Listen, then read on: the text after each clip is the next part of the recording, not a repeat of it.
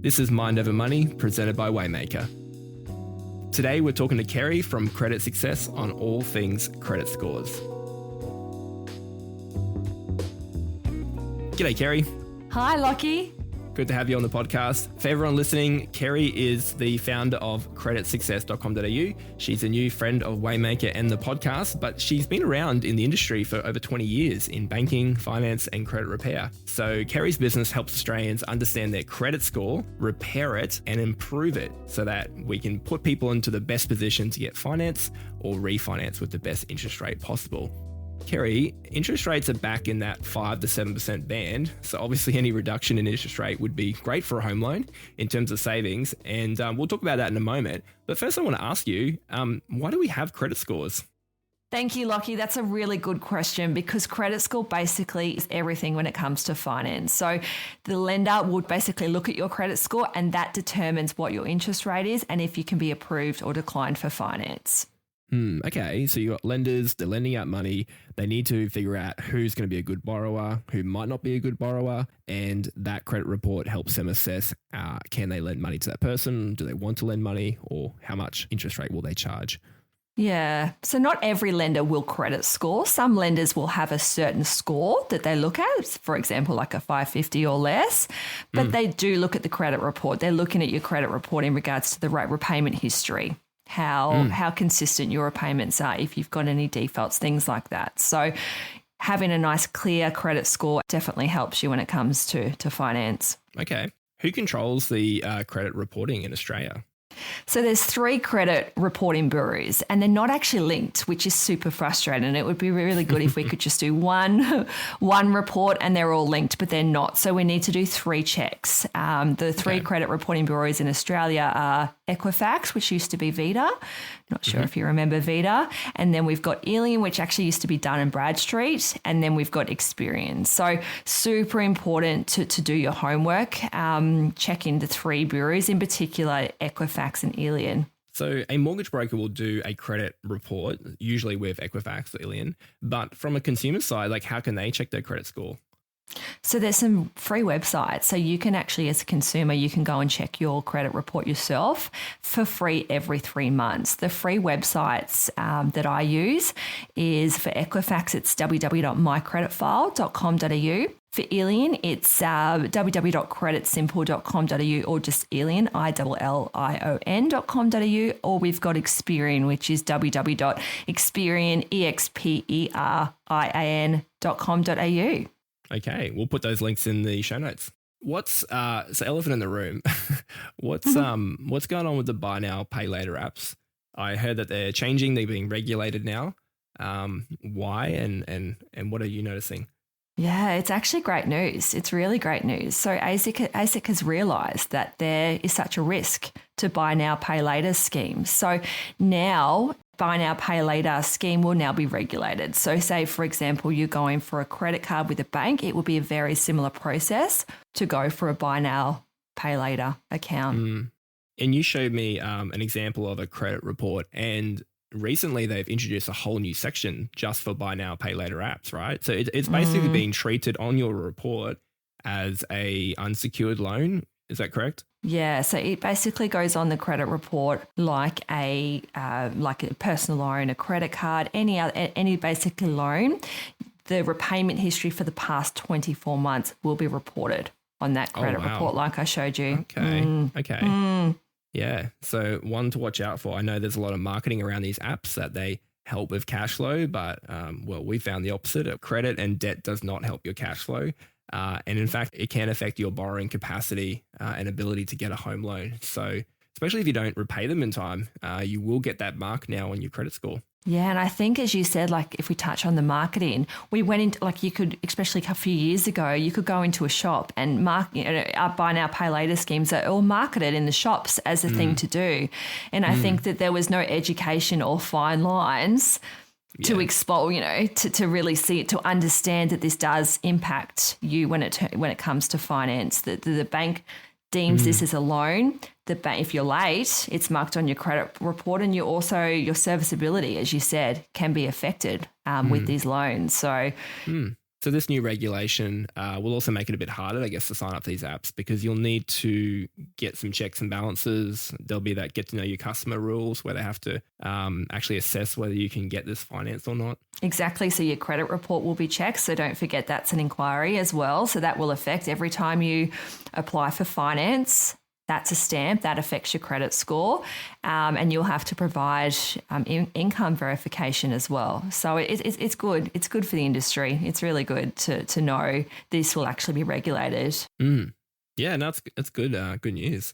What are some of the common problems that you see with people's credit reports? Because you're looking at them every single day. You've got a whole business around this. What are some of the main things that you see that trips people up? I think definitely because it's quite new is the repayment history information, CCR. So it's been a few years now since we've been reported, or the creditors are now reporting any debts you have on your credit report. So for me, I see it so often where people don't realise that you can miss a payment by 1 month or 2 months and it makes such an impact when it comes to your finance. So there's no hiding in terms of late payments. Everything credit application that you have is now on your credit report. So definitely see how that's impacting clients with just 1 or 2 late payments, and they're no longer able to refinance or purchase that home that they're looking for. Okay. So late payments are the big one. And sometimes people don't even know or realise that this thing's being recorded. And it's they've gone to their broker and the broker has done an upfront credit report, which is great.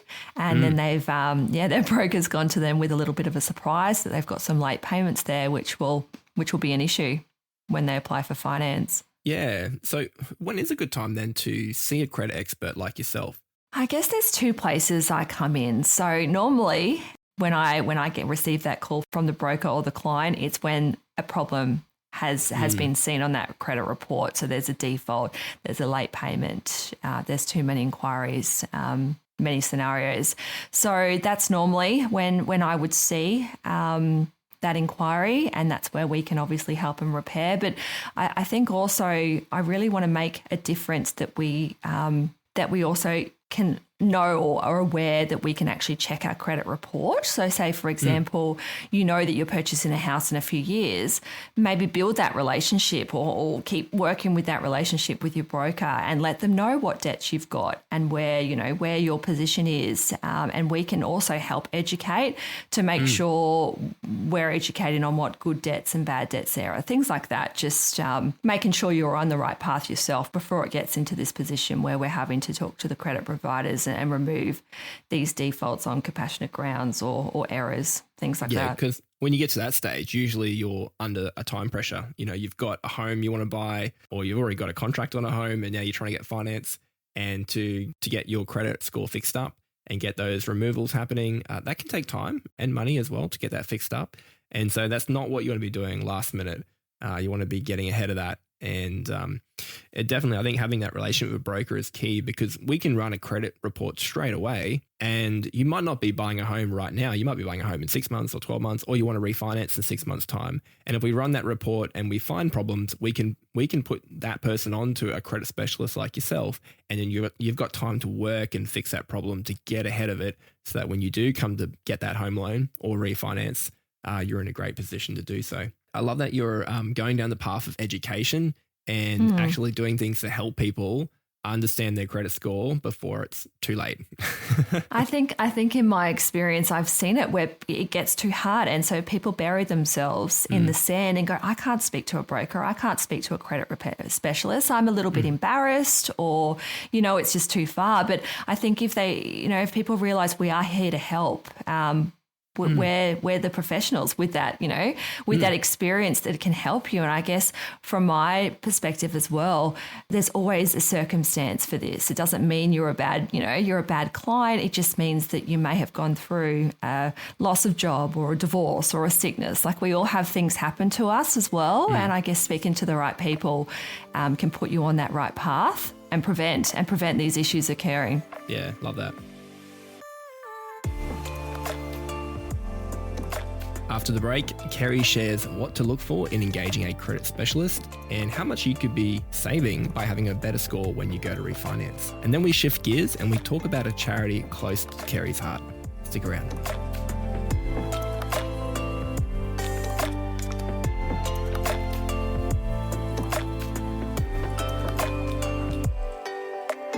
Have you been thinking about buying a home or refinancing your home, but you're wondering what your next step is? Well, let me make it really clear. Your next step is to talk to a mortgage broker, but not just any mortgage broker, a Waymaker mortgage broker. Because a Waymaker mortgage broker will work with our advocates to help you get clarity of your finances before you even get a home loan. And that includes understanding your credit score and working with partners like Kerry to get you ready to buy and secure that home loan that works for you. So to speak to a Waymaker mortgage broker, it's free by the way, just head to waymakerfinance.com.au. That's waymakerfinance.com.au to speak to a Waymaker mortgage broker today. Kerry, there are a few dodgy players in this space. So you told me offline, maybe we'll keep it offline, but of some stories, some horror stories of some, let's just call them scam artists out there in this area. How do you know if a credit specialist is legitimate or not? Yeah, so actually funny story. I know when I used to work for a lender, I was a BDM for a lender many years ago, and I was told that credit repair was tarnished. So super funny that I'm now in this space. But basically, great news again that all credit repair specialists now have to be have to have an ACL license. So we're regulated just like yourself, and we have to report just like yourself. So so great news. It removes any sharks from the ocean, and we all have to do the right thing and report. So it's great for the industry. So you're looking for that ACL license, right? You've got a special license, Australian credit license, that means under ASIC, and they should present that license to you, right? When they give you their document of advice or what their contract of terms, etc. 100%. It's in my signature. It's on my website. It's on my service agreement. It needs to be very clear. And also, if you're speaking to a specialist, make sure you ask. Don't be afraid to ask for that license number. Yeah, that's good. Okay, what's an example of how a better credit score can actually save you money when it comes to getting a home loan? For example, so I had I think it was a personal loan. It was a personal loan for $10,000, and it was a default that was on the client's credit report. We were able to remove that default. The process with us is normally 2 to 8 weeks, but within 2 weeks, we received a removal confirmation from the credit provider that we were able to remove this default. So the customer wasn't able to get finance because of the loan amount, because it was $10,000. So due to removing that default under compassionate grounds, the credit score instantly lift. Now remember, we're removing the default on errors. So therefore, as soon as that default's removed, it instantly lifts off the credit report and instantly increases that credit score. So you could actually go back to the same lender if you wanted to, because it's sort of removed on as an error. Okay. Client then had a clear credit report and was able to go back to applying for the car, I think it was, that they wanted to purchase. Okay. Yeah, great. And you've seen similar cases in home loans as well. In regards to the home loan, we've seen huge savings in interest. So, for example, if the customer had that default or had a default on the file, they would not be approved for finance, or they may be approved with a non-conforming letter at a higher rate. So if we could remove that default, instead of, for example, a 9 or 10% rate, you're the expert there, Lachy, not me, in terms of rates. But if we can repair that credit report, for example, the default, then that client doesn't have to pay a high interest rate. So it can come back down to a mainstream lender at a 5% rate. So on an average of 500K, say an average loan of 500K, that's probably roughly 10K a year that client's going to save. Yeah, as these rate hikes have been going up, we all know how a little increase to an interest rate can create a lot more interest on our loan, but not just now affecting our cash flow, but into the life of the loan, we're going to pay more interest over time, which has a bigger impact on cash flow. So the ability to get a better rate, if you do have a really poor credit score and you can lift that and get access to a better loan product with a better rate, that can create a lot of savings, not just now, but over the life of the loan. So that's huge. And just highlights, I guess, how important this is. If you do have problems with your credit score, don't hide away from them. Don't try and hide them from the broker. We're going to find out when we do the credit check anyway. So just go on this path of understanding your credit score and working with your broker and a credit specialist to improve it to the place that it needs to be improved. Again, keeping in consideration that some banks don't even really look at the credit score too much, and some banks really do scrutinize the credit score. So every lender's different. It's just understanding and working with your broker to understand where you need to be and what position you need to be in to get the finance that you need to get. Okay, if you've made it this far, congratulations. Kerry, I want to finish by asking you about Safe Haven. This is an organization I'm familiar with, but I also wanted to ask you because I noticed you support them as well. What is Safe Haven? Why do you support these guys? Tell us about them. Yeah, well, it's funny. I've been supporting Safe Haven community, I think, just under 10 years. So I've always donated weekly to them. And then I've always, I've wanted to help in a bigger way. And I guess now I've got credit success, I'm able to give back a lot more. So Safe Haven's always been close to my heart and my journey. And it's just fantastic that now it's on my website and we support it as well. So brokers can support, and we're helping awareness on Safe Haven. So Safe Haven is all about coercive control, which is a form of domestic violence. So they have safe houses, but we also, like you and I, if we'd like to support, we can also give up a room in our house and have that safe home for mostly women that are in coercive control relationships. And it's a bit of a journey. I know we were talking about it before, that it's not just something that you may decide that you're in a coercive relationship and you need to get out. It takes years. I think emotional relationships or coercive control, it can mess with your mind. It messes with your self-esteem. So it takes, it's a bit of a process. So for a charity like this to be giving so many opportunities to women in particular, to know that you can be dependent, you don't need to be in that type of relationship where you're controlled, you're not allowed to go anywhere. Yeah, for me, as I said, it's close to my heart, and it's I'm just so happy that I'm able to put this in my journey as well. That's great. Where can we hear more about Safe Haven? www.safehavencommunity.com.au. You can also donate. They've got like a $5, basically, I think it's a $5 for $5 or something like that. So for as little as $5, you can set up on the website a donation. Safe Haven isn't government funded. It's awareness, it's events, things like this that they get their funds from. So if you are ever thinking of donating to a charity, it's always good to look at a non-government funded charity as well. Yeah, definitely. And you were saying to me before that women are actually the fastest growing group of homeless people in Australia, which is quite concerning. And domestic and family violence is the leading cause given for homelessness and for people seeking that support. And so, I mean, that is just upsetting.